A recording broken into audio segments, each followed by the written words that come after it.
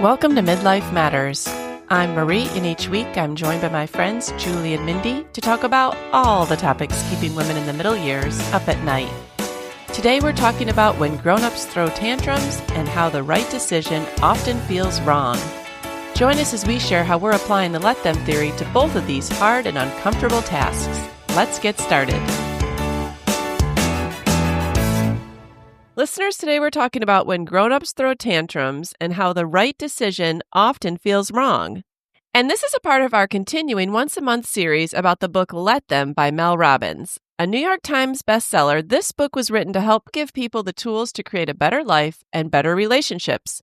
Once a month, we're reading a chapter or two and discussing how to put this theory into practice in our real lives.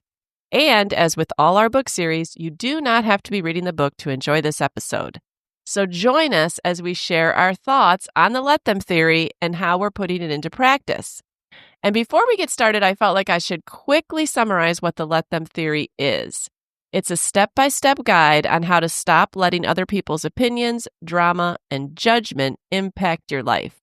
And outside of the book, this means the theory is all about simply letting others do what they will.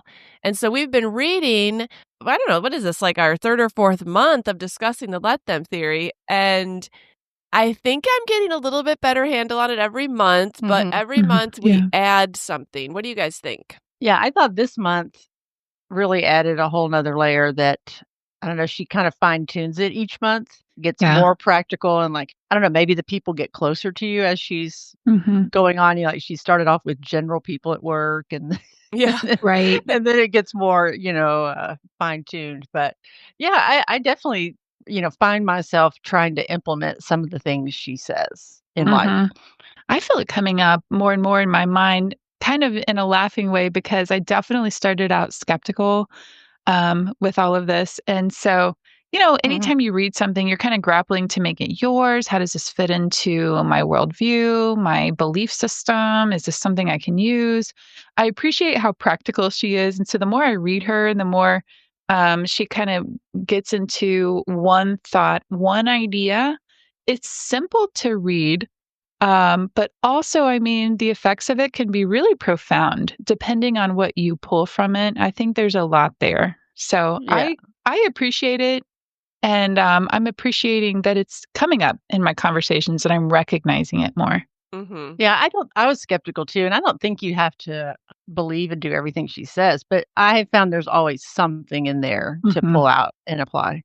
And as we said, today's chapters are dealing with the emotional reactions of ourselves and other people. The very first sentence of chapter 7 says, "How have you allowed other people's emotional reactions to influence your decisions?" And I almost didn't even really want to read on from there because I know that I very, very often allow other people's emotional reactions to influence my decisions. And the first thing that I think of when I think about that, did you guys ever hear this about Bill Clinton? They talked about how he grew up with an alcoholic father. And one of his gifts, one of his political gifts from being raised in that home was that he was so finely in tune to the emotions of people around him. Like he could read a room. He knew exactly the underlying emotions that people had in their body language, in their tone of voice. And like, you can imagine that if you grew up with an alcoholic who might at any moment be one way, the next way, fly off the handle, be loving, like as a child, you would really learn to fine tune yourself to anticipate those emotions. And you might not even know that you have that gift. And I kind of feel like she's talking about how do we allow ourselves to be shaped and moved and like tune in and adjust our way of being based on how we think other people are going to emotionally react?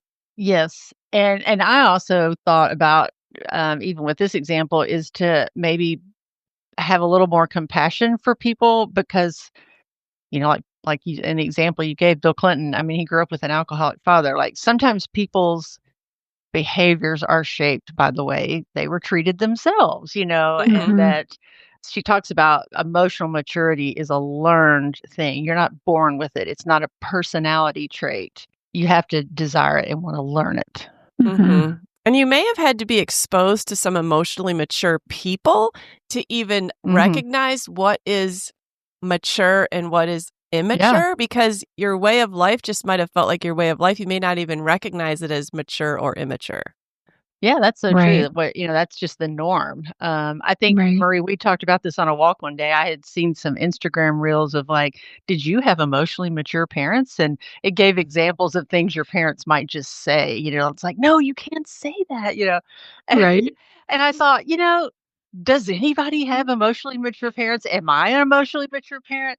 And, Right. and Marie, you said it well. Like, well, we're more mature than our parents, and they're more mature than their parents. Like, Mm, it's not something that people didn't talk about their feelings a long time ago. no. That's a much more modern concept. Right. I know I've heard my mom say, like, we all hope to do a little better than our parents, and we're Yeah. all doing the best that we can. And I appreciated that sentiment because I think the older we get, the more compassion we have for our parents, for their parents, for the struggles, in the lives that they lived. And also we start, at this age, we're looking at our kids and we're like, oh, shoot, what did I just pass on? Yep. And, because they're of ages that we're seeing things. And I'm like, oh, buddy. Yeah, okay, I know where you got that.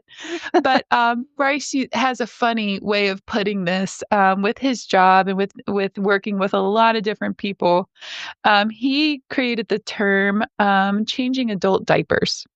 When our kids were little, he would come home and we, had 4 kids and there was always like 1 or 2 in diapers forever, it felt like. And he was like, I'd much rather change kids' diapers, babies' diapers, than change adult diapers. Because you expect, and that it's a funny term because you're like thinking about an adult wearing a diaper. You're like, oh, like this is where we're at emotionally. Yeah. That kind of leads us to the next thing that I thought was really profound. She said most adults are just 8-year-old children in adult bodies. Most adults. And I loved it. She said, I actually think I clocked in at age 4. So first of all, we're all admitting that we do allow others' emotional immaturity to control us. I mean, are we all admitting that we have a problem with that? I am. Yeah. Yes. Yeah. Okay, so we're all admitting that we have a problem with that. And I was thinking that this can be like, and I don't know, maybe everybody does this, but I know that I learned, this starts from when you're little. I knew what would set my parents off and what I could get away with, how I could approach a question or something I wanted and how not to do it. And sometimes, what I was allowed to do if I asked and what I was allowed to do if I didn't ask, but just kind of did under the radar. Like you learn in your home of origin emotionally how to exist. You have to be kind of close to someone, like living with them or in close proximity often to know how to emotionally adjust yourself to other people. Very It's true. so true. But have you noticed, like in large families, each sibling starts to have a role that they play in the family. And then when you have children, you see your children falling into certain roles. And I don't know about you guys, but some of my kids are more emotionally intelligent, and others have not a clue. That's true. So, depending on what role you play, yes, you might be aware of this, or you might just be trudging through life perfectly fine because you don't know what's going on. Blissful. You're just fine. Well, and I really appreciated when she said later that it's not a personality trait because I always considered John very emotionally mature.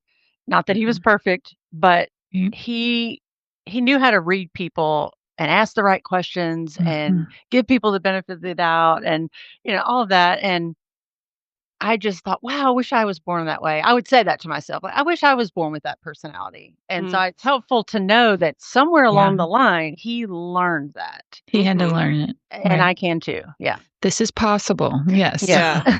Well, one more area I wanted to talk about that most of us in midlife have experienced, if you're trying to think about struggling with allowing others with their emotional immaturity to affect us, just think about raising teenagers. They are emotionally immature. But man, I would temper what I asked, how I reacted, what activity I suggested, how loud I laughed, how often I talked, if I would ask a question when they walked in the door or hold off. Like, I don't think you realize until hindsight, and now I've been raising teenagers for such a long period of time, like over a decade, that I have emotionally adjusted and I know, like, ooh, I got to walk around on eggshells here. Now's not the time to ask a question. Like, Steve will plow ahead and ask a question. I'm thinking, no, now's not the time. Now's not the time to bring that up. Why are you bringing that up You right got to now? see the red flags. Yeah. Where is your emotional intelligence with this teenager? But can you guys look back and remember, like, you do that as a mom, just instinctively? But I'm wondering if she would say, should we do that? I don't know. I don't know. I mean, I think you want to survive the teenage years and make him as good as possible, so you do it. You pick your battles. You really, really do. Yeah. Because honestly, like hormonally, things are not quite succinct in their minds and bodies and emotions and everything, that's happening. And so I think we need to be a little bit wise in our approach, still not shying away from the hard topics, but choosing when and how loudly we breathe when we talk about them. Well, just like with your spouse, you don't hit them with all your problems and questions as soon as they walk in the door. Yeah, there's exactly. Just some, Mm-hmm. So, given the fact that each generation does better than the generation before, but do you think that you were given the tools to handle your emotions? I mean, probably not to the level that we're going to talk about for millennial parents later, but do you feel like your parents gave you tools to handle your emotions? I like that preface. Oh, buddy.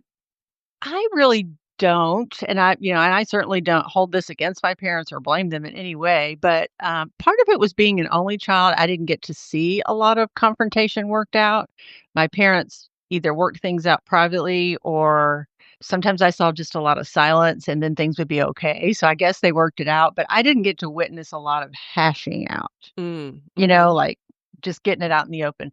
So when I married John, who was a hasher, that's when it all kind of blew up, because I would often not know how to handle his emotions. So I would retreat, kind of withdraw and become silent. Now, I would say I never did the silent treatment as a punishment. Like, I'm just not speaking to you. It was more, I'm an internal processor. You're going to have to give me a lot of time to even think of a response. And that would drive him crazy. And then that would escalate. He would get so frustrated, like, why aren't you talking to me? It's like, because I don't know what I want to say yet, like, no.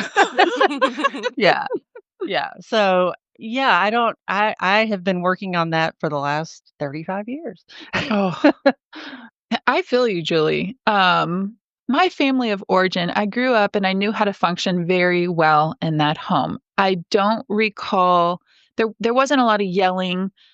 Things were definitely more quiet in how we worked through problems. And I don't know that I was prepared to marry someone that talked about everything and was like, oh, let's go. Like almost like then excitement. Oh, yeah, we got an argument, like let's work through it.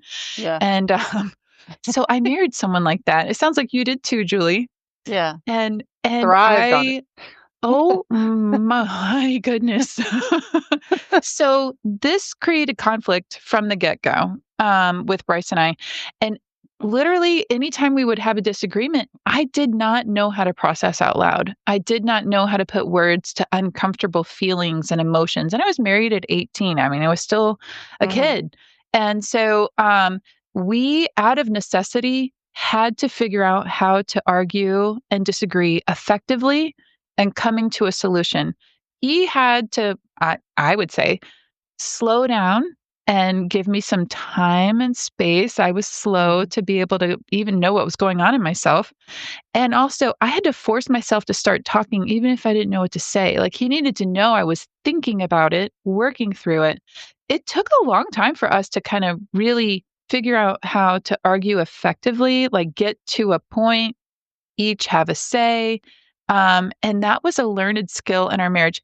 I was thinking, though, with this, we would have really been dysfunctional and happily dysfunctional, maybe, I don't know, had we had the same approach to disagreements, had we both been, like Mhm. Bryce, or had we both been more quiet like me, I wonder how long it would have lasted. You know what I mean? Yeah. Like, Mm-hmm. it was a gift that we were so opposite in that, because we really had to come up with some effective ways for us to come to peace and unity again. Like, we had to work on it.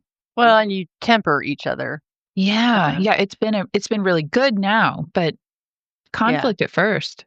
Yeah. Oh, yeah, it was really hard. And like you said, Marie, earlier, I learned how to live in my own home of origin, in the emotional state. And I was a people pleaser. So I knew how to please my parents and I knew what wouldn't please. And so I didn't do those things. And Mm-hmm. Right. so how that showed up in conflict when I got married was I didn't want to tell John things that I thought would hurt him. Mm. Like disagreements or you hurt me or I don't like it when you do this or whatever. And I was blown away when he would say, "No, I want to know those." Like, I just couldn't believe Hmm. that somebody would say, "I wanna hear something that might make me sad or disappointed or hurt," Mm. but he goes, "That's the only way we can get through this is to know it." And that was Hmm. just kinda shocking to me because I thought you just kept quiet and absorbed it yourself, you know, Mm-hmm. absorbed all the feelings and just dealt with it internally, like, "I can fix this," on my own. Right. Right. Mm-hmm. I don't even know if I verbally have the words to express what emotional tools I had, but I definitely don't think that I had the correct tools to handle my emotions. But I'm not really sure what I had. I feel like I had such a jumble of like pop psychology. So, like Dr. Phil Donahue, Oprah, like all of those daytime talk shows were always in the back of my childhood years. So like their psychology, getting on and talking about things, listening to the interviews in the back of my mind, like I knew the wording. I knew like what people should do. Or I'd read my mom's like ladies' home journal and it would always say like, can this marriage be saved? I loved that one. And so The drama. so I would read it and it would be his side, her side, and then a counselor's side. And the Ooh. counselor would come in and say, like, you need to use words like I and like don't say always. So like I felt like I Right. knew a lot in my mind, but like my first reactions were not never, but they were rarely what that counselor would say. Yes, that is exactly. So it's like I knew what I should do, but I was programmed to maybe do what I shouldn't do. So, Yeah. so I feel Yeah. like I had a big jumble, and I'm a huge book reader. So, like, Mhm. I also had read a lot too. And so, when you read a lot and you know a lot, you think you're going to react certain ways, and then your base instincts come up and you're like, oh, but I Yeah. know that's not how I'm supposed to react, but why did I react like that? Yeah, your spouse is not playing by the rules. They did not read that article. I feel like I have to stay here. This is something that I was thinking about this morning, and none of us is going to be completely emotional and intelligent when we get, into our own families and outside of our family of origin. At some point, you cannot place blame. Right. At some point, you have to say, I'm going to use let me take responsibility. Mhm. Let me learn the tools to function well. Let me stop blaming, because I Mhm. think that can really hold people back if you're constantly saying, my dad this, or you don't know the home I was raised in, or my mom this, or my grandparents. And so I hope that our listeners can hear, like, at some point we all recognized, oh, we're going to have to mature. Like, we're going to have to actually change, grow, learn how to work with other people. And so we're not perfect at it, but I think there comes a point where every person is called to take responsibility for their lives. Yeah, I heard a counselor once say, like, "Okay, yeah, your mom did this, your dad did this," and this is not talking about abuse at any level, but just like, "Okay, you're 35 now, like, it's time to grow up," like, just to take Mhm. responsibility for that and move on and not, Mhm. you can't be a victim if Right. if you're not really a victim. And as You you get know? older and you learn more about your family of origin and you know your own parents' parents, you Mhm. can see how they rose above different emotional things that they Yeah. probably experienced. Like, that's why it's so great for multi-generations to know each other, because you Yeah. can say, like, okay, I know where they got this, and I also can see how they've tried to correct it, and I know that they did the best they could, and I know they're still trying to, and, like, none of us is perfect, and we're not gonna be perfect on this earth, and you're never gonna be a perfect parent, and you're not gonna do everything right for your child, and we couldn't do everything right for our children because we are sinful. So Yeah. Yes. Yeah. Yes. This really hit home this week. When I got back from my trip, it just kind of I just started working on a project that I've been wanting to do for a while. My mom has been kind of writing like her story just in little short stories. She's just been writing things down. About 30 years ago, I gave her a little spiral bound calendar, and every day it asked a question, and she actually did it. Like, I Oh. pulled it out, found it, and I thought, "Oh my goodness, like now I Whoa. have all these answers." And it was, things like about relationships and favorite memories and stuff like that. So, I've been compiling it into a story that I'm going to make a book, and print pictures with and all that. Mm. And one of the stories was, do you ever remember a time being angry with your mom? And she has told me this story multiple times, but it was so perfect for this week because she said that she was asked to go somewhere with a friend's family, like a big trip. And she said, "Yes, I'd love to do that." And her mother knew the family and all, but her mom was really, really fearful. Like, fear made every decision, and she was fearful about my mom doing things, very overprotected, like, my mom didn't learn to swim, my mom didn't learn to ride a bike because her mom said, "No, you'll get hurt." Mm. And so at this point, my mom is in high school, probably like 16 or 17, and her mom did not want her to go on the trip. So my mom said she remembers coming home one day, she still lived at home.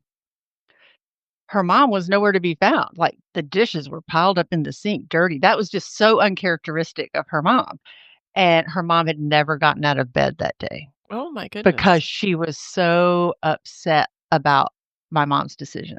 Mm.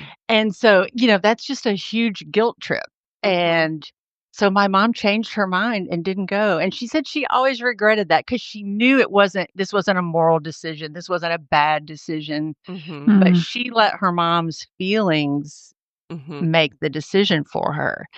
And I don't know, it's easy to look at that and say, "That's so passive aggressive," and, how could she use that to manipulate her? But after writing my mom's story and learning of the hardships my grandmother went through, I mean, this was probably in the '50s after 2 sons had returned from World War II.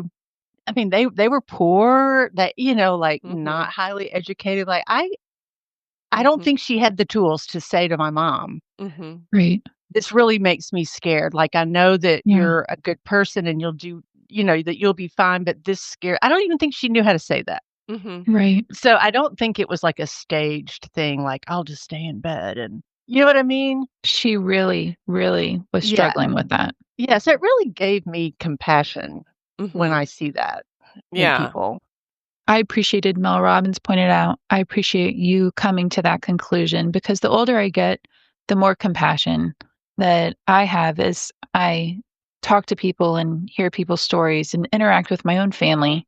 Um, Again, coming back to like they're doing the best they can. Mhm. These are the circumstances and what wisdom to be able to learn from other generations Mhm. and try to, make wise choices then for yourself and your family. Mhm. Well, Julie, why don't we move into discussing how the behavior looks for adults who are not emotionally mature? And she has a section where she compares children's behavior to emotionally immature adults. And do you want to describe that? Yeah, she just talks about how kids, express their emotions for everyone to see. They don't hide it. Typically, Mhm. they throw tantrums or they sulk or they might run away and hide and cry, whatever. But she talks about how in adults, what that might look like. Like, if somebody that sulks or pouts, that might turn into the silent treatment. Mm. Somebody that throws a tantrum, that might turn into a rage text as an Mhm. adult. Yeah. Somebody that, just shuts down, those people may be very stoic and just say everything always fine. Mhm. Mhm. So that kinda goes back to when she said we're all just 8-year-olds. Mhm. But we've learned how to make it more presentable. Well, I guess they're not all presentable, like rage Mhm. texting is not presentable or giving someone the Mhm. silent treatment is not. But I guess it Yeah. looks more polished, it looks more mature, but it's really not. Mhm. Yeah. This is really kind of hitting close to home. So, as I talked about in your family of origin, you know what you can get away with and you know what you can't get away with. So, if I was unhappy with a decision or something that I didn't want, that I didn't get, or told no about something, if I would have thrown a tantrum, I would have lived to regret that. Running away, no, that was not an option. Shutting down, no. But I was allowed to sulk. So it's so funny that it says that sulking turns into the silent treatment. And we have this picture. I don't know if my mom still has it or not. We went on a family vacation and I really wanted to go and see something that my parents said no about. And I think I sulked in every single picture after that. And so I know that that was my way of dealing with disappointment or like pain or like sad emotions or just, not being happy. Was my childhood default was sulking. Yeah. Mine too, because if I had, yelled and screamed and said ugly things to my parents like my neighbors did, because I would sometimes be in their house and hear like, "Oh my gosh, you just said that to your parents." That would not have bode well for me. Yeah. Right. Yeah. Right. But I knew that, yeah, sulking was something that seemed a little more, well, it's very passive aggressive. Right. Right. I would sulk, but then I'm going to add a couple of other things that I would do to the list. I definitely would slam doors. Oh, I remember they took your door right off the hinges. Yes. Yes. I even got a warning. You do that one more time, Mindy, I'm going to take your door off. Oh, yeah. Well, so anyways, I actually think I learned how to manage, my anger after that.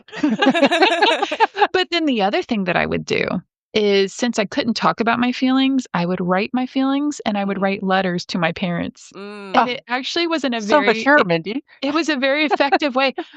Like they heard me, they heard Mhm. what was inside, but I couldn't get it out in a way that was Mhm. beneficial. When I couldn't slam the door, I was like, well, guess I'll write. Sometimes it's easier for people to write out a touchy thing than it is to talk about it face to face. I didn't do that as a child, but I definitely think that writing is easier for me. Mhm. And I Yeah. know my kids probably think, "Why are you doing this? Like, just talk to me." But that's I just know. easier for me because I want to get it right. I want to, Yeah. and like you said, if I don't want the immediate response of the emotions because Mhm. I need so much time, it Mhm. gives Mhm. it gives time. And like she Right. says later on, to let that emotion maybe rise and then fall again before the face to face. Mhm. Yes. Yes.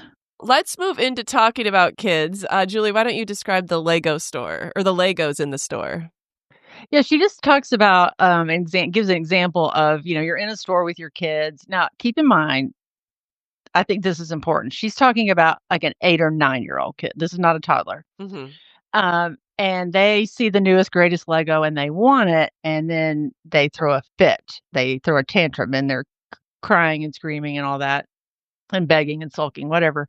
She was embarrassed to say how she handled that as a parent, that she considers herself not emotionally mature and how she handled that. And then how we could use the let them theory to handle that more effectively. And so I thought, well, do we want to get into how we handled that or Or talk about or what the we're better supposed way to to do. Yeah. handle that? Yeah.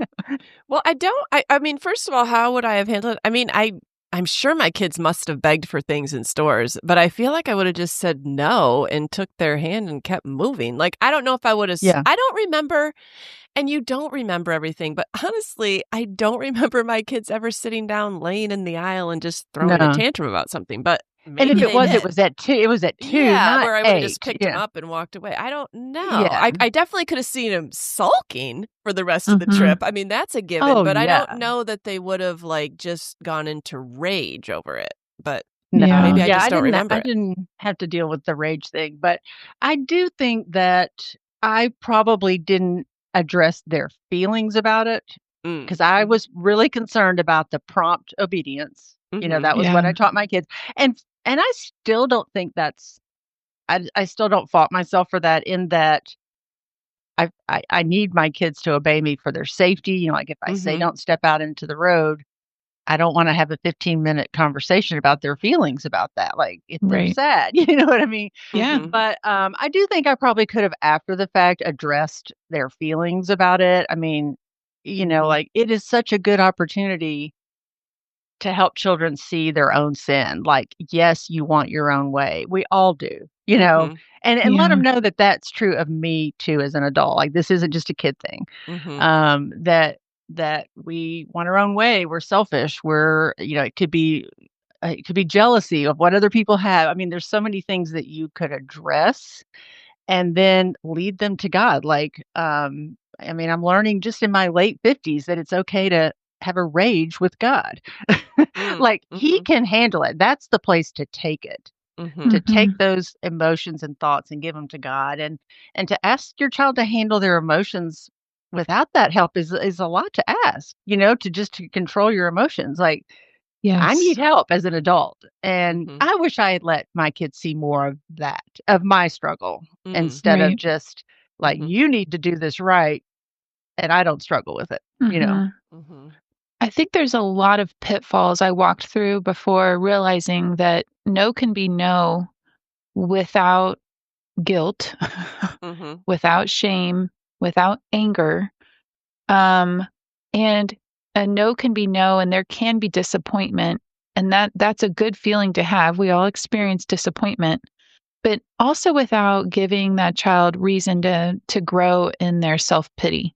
Mhm. And so I think there's just a lot of perversions of the truth. And I think sometimes truth can be highly uncomfortable. Situations can bring about truths in your life that make you uncomfortable, make you disappointed. And to sit in disappointment is so uncomfortable.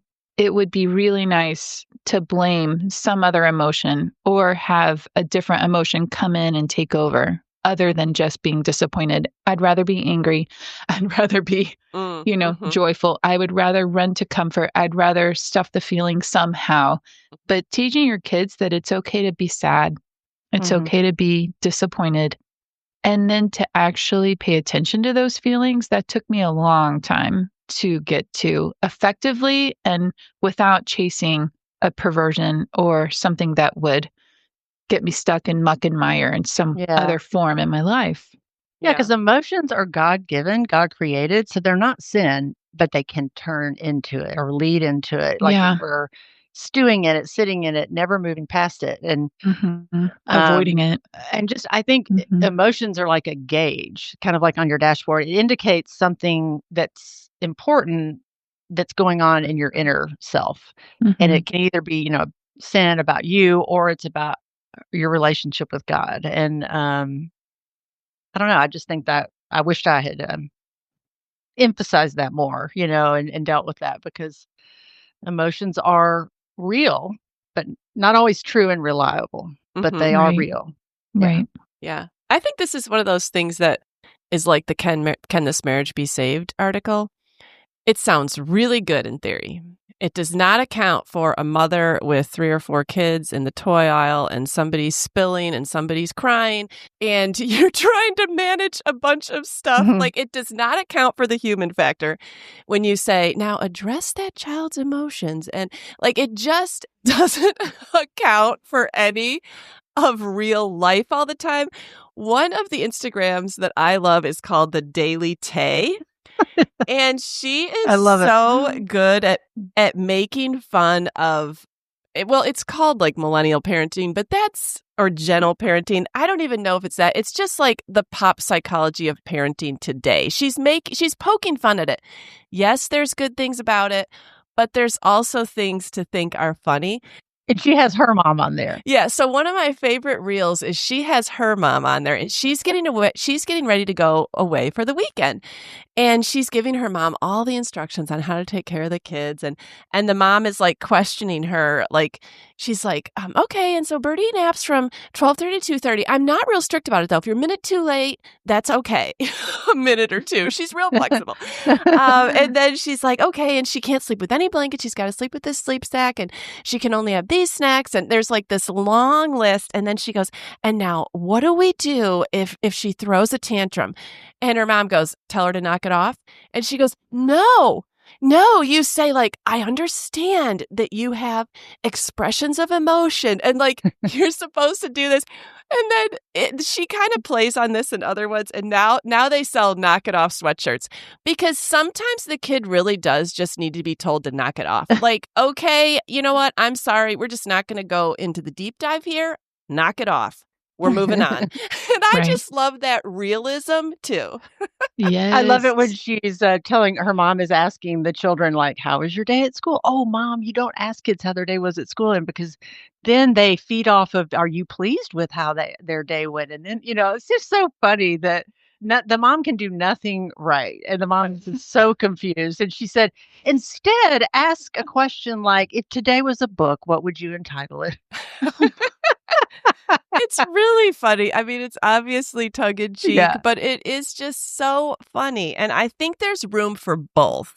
Like, I really do think there's room and there's times for both. Well, and that's what I said after I said, knock it off. We need to get out of this Target store alive. And, that there was time later is what I meant. Like, I don't mean in the aisle, where with all the kids. No, not when you're in a war zone. Like you get to safety. Yes. Well, people they're not ready to hear it then anyway. No. Right. Okay, well, let's talk about ourselves. What behaviors do you personally lean towards when you feel like you are overwhelmed by your emotions? So what do you fall into? I mean, what would be better is to just ask the people that live with you what you do because they know what you do. I would say the sound of silence. I know. There you go. There's a whole song about it. Yeah. I definitely long to pull away. And I know this is my first thought anytime I have uncomfortable feelings. Is I'm like, why are there people around? Why can't I just be alone in this and not have to I don't want to talk about it. Right. And God is so kind to me in that he allows someone to be there. And it's always okay. It's always someone that's safe and then it's okay. But everything in me wants to just pull away and be alone. Yeah, I put down withdrawal because I think in the midst of a lot of people, you might feel an emotion, but you don't have the ability to process it and you're not sure what the emotion is. So you shut down a little bit because you're not sure. Well, how do I feel about that? Like, how do I feel about right now? I think I might be mad about that, or I think I'm hurt about that, or did they really mean that the way they said that, or was he really implying that, or is that what they really think? And I think I still struggle with, in an attempt to not be manipulative, I struggle with how to tell people that they've hurt me because I don't want it to be like a guilt trip. I don't want anybody to change their behavior because they feel guilty about it. And I don't know. That's a fine line on how to, I still really struggle with that. I know when you have a large family, it's easy, especially as the mom, to feel like you're the one navigating everyone else's emotions. And it can really be exhausting if you feel like that's your job. And it took me a long time, and I still have to realize when we're all together, it is not my job to help everyone else's emotions. And so sometimes I do realize that I need to pull away. First of all, I can't have my own feelings because if I'm with anyone else, I'm having their feelings. Does that make sense? And so sometimes I have to pull away just so that I can kind of take care of myself, get to a place where I have something to give. And then sometimes I have to be wise enough to hand back emotions or not take them on. But that takes so much energy to not take on someone else's negative emotions or to create some healthy boundaries for yourself, to not feel like you're in charge. Unfortunately, grief has taught me this, like that grief, sadness, disappointment in losing John and losing their dad. That is a very normal, healthy response. And that I have to just give them space to have that feeling. Which seems kind of obvious, but that can translate to they can have other feelings too. Like people can have their feelings and I can't fix them or worry about controlling that. So grief has kind of taught me that because I know I need to express those feelings, and it would be unfair to have them not. One of the ways that she talked about, because none of us have mentioned that we like to rage. So Yeah. that was her Yeah. her emotional immaturity, how it showed up, and I thought this kind of went back to the book we did, The Happy School. Right. She said, "Let them," and then the "let me" part was, to not react. Don't reach for the phone. Don't open the fridge if you wanna overeat. Like, do something that's gonna stop you and give you that break, that chance to let that emotion, rise then fall. Um, and I thought that was good because you can only think one thought at a time, and thoughts lead to action. So, Right. just a physical change. Right. Walking away, whatever. She did say, like, stress, hunger, tiredness, all those things you should kinda be aware of, and that can help you be more responsible. Like, maybe Right. don't need to be interacting if like, Right. say something if you're super hungry or stressed or tired or Yeah, like, whatever. put yourself in timeout. Yeah. No, that is so true, and I think being aware, first of all, of our own hormones, and then also of the hormones and what's going on with the people in your house, what ages they're at, because, some people are fighting an uphill battle at their certain stages in life.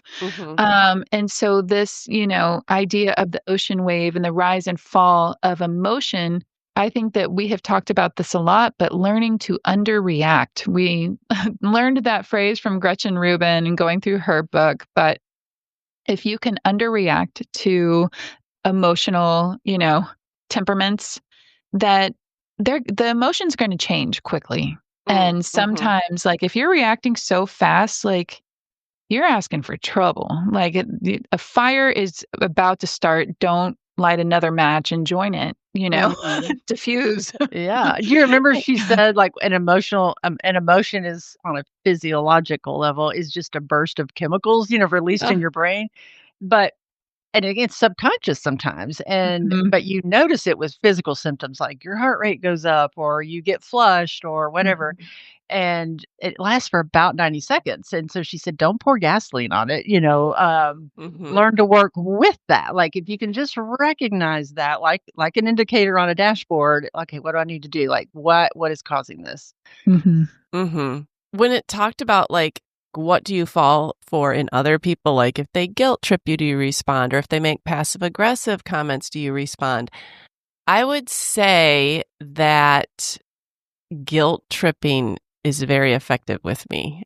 Me too, me too. It's so effective. First of all, I can very easily make myself feel guilty about things. And then if someone else points out something, oh, you're not being grateful enough. You're not being this enough. You're not being that enough. Or, oh, but I did this for you. Why don't you do that for me? Or whatever it is. Or you didn't do this for me. And now I struggle with this. Like, I can go into guilt trip like you would not believe. That makes me want to be like your grandmother, Julie, and not even get out of bed in the morning. Like, Yeah. it can be so heavy. I do not even want to face the day.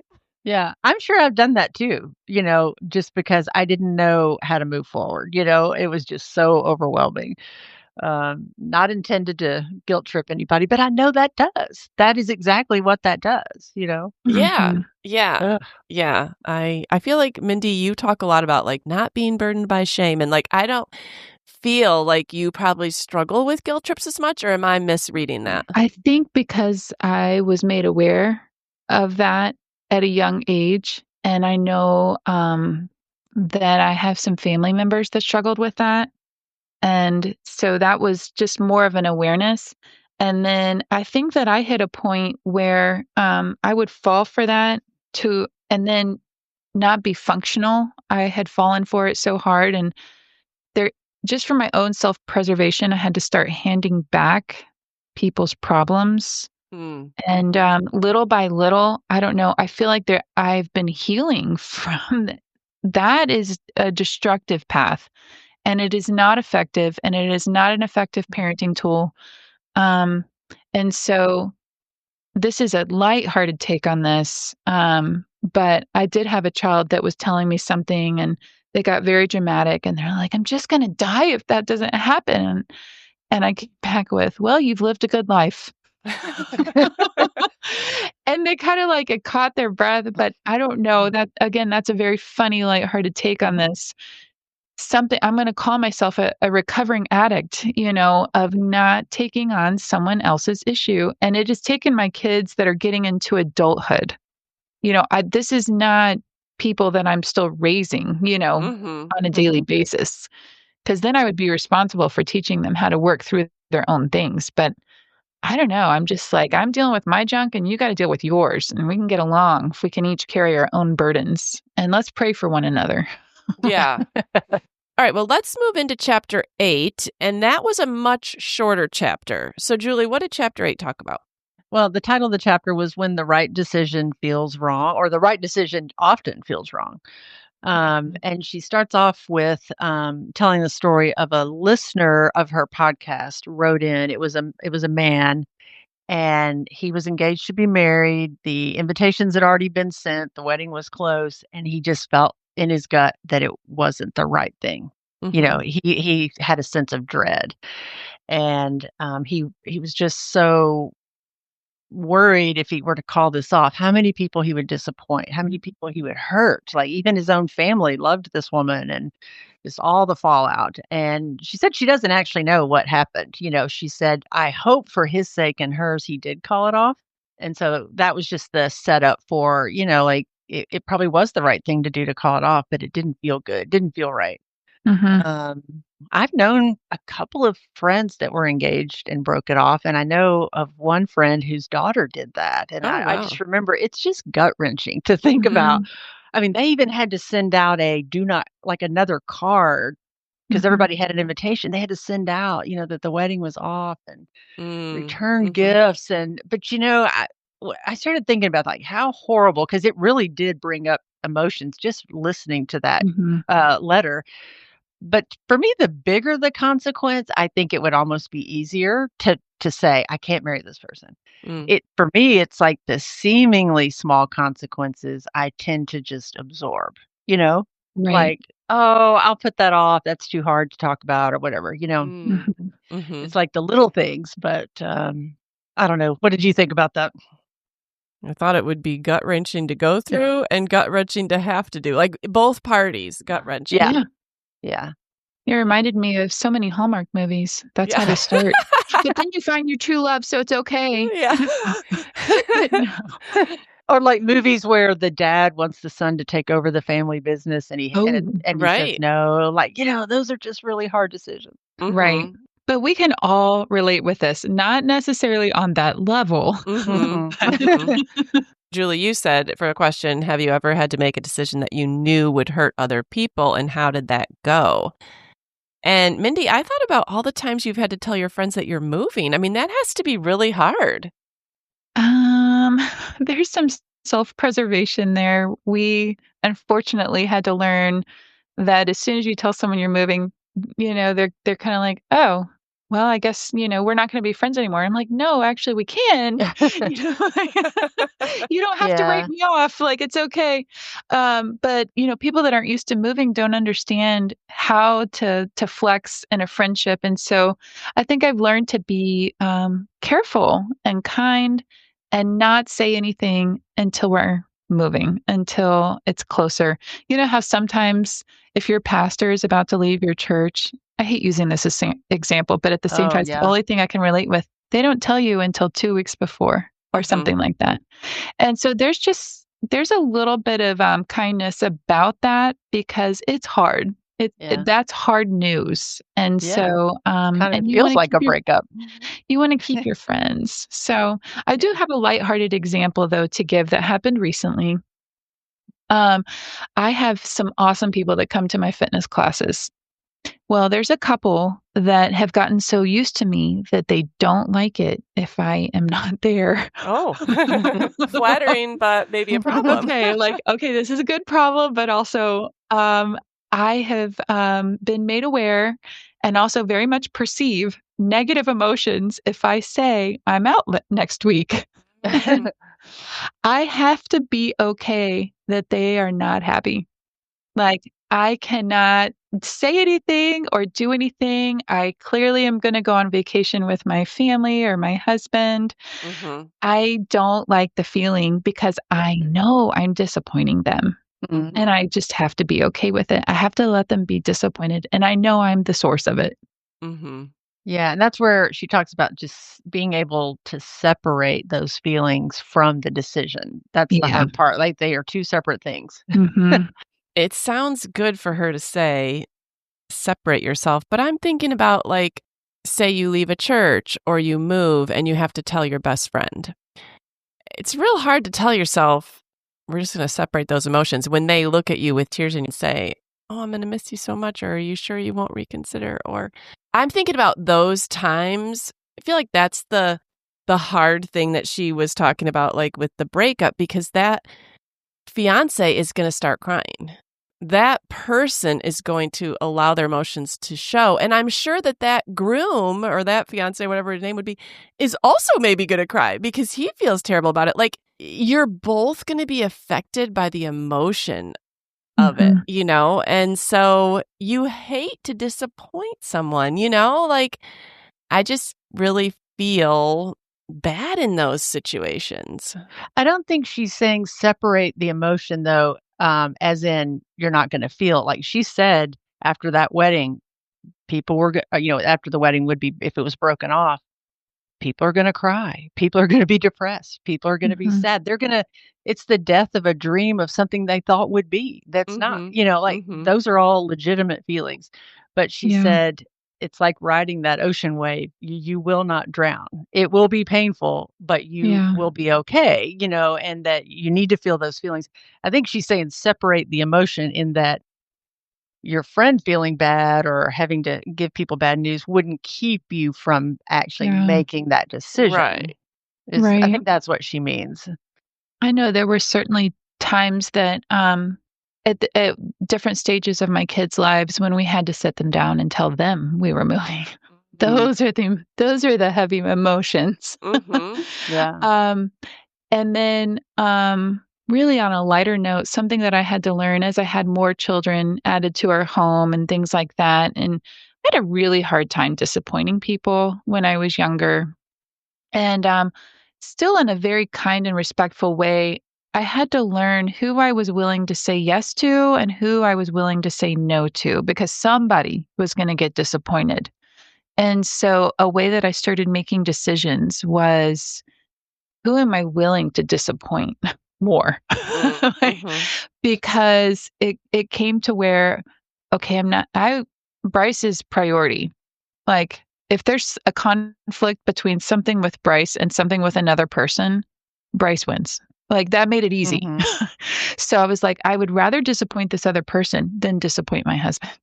Or if it was a child versus something else. Does that make sense? Like, Mhm. Mhm. Mhm.